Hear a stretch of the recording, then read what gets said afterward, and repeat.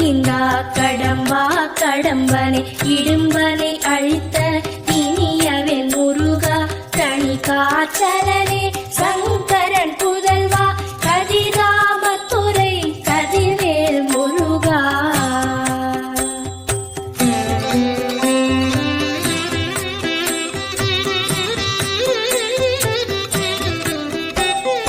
பழனிபதி வாழ்வான குமாரா ஆவினன் குடிவாழ் அழகிய வேலா